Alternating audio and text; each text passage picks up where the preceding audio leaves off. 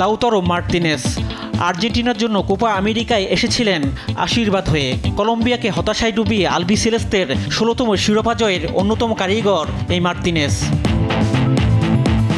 অথচ এই মার্তিনেজের সাম্প্রতিক অতীতের গল্পটা ছিল একেবারেই ভিন্ন। কালো মেঘে ঢাকা ছিল তার ক্যারিয়ার। ২০২২-এ আর্জেন্টিনা যে বিশ্বজয়ের গল্প লিখেছিল, সেই গল্পে সুপারফ্লপ চরিত্র ছিলেন এই মার্তিনেজ।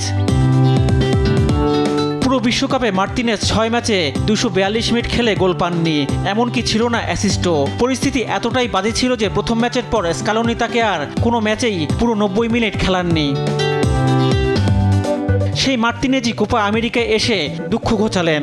চ্যাম্পিয়ন আর্জেন্টিনার মোট গোল ৯টি, ৫টি করেছেন মার্তিনেজ।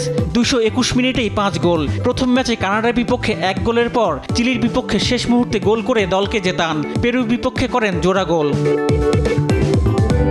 এরপর কোয়ার্টার ফাইনাল আর সেমিফাইনালে গোলের দেখা পাননি। তবে সাপ মোচনের গল্প পূর্ণতা পেতে লাগে মধুর সমাপ্তি।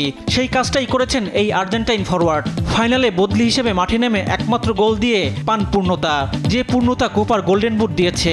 এবার ব্যালন দর জিতলেই সোনায় সোহাগা।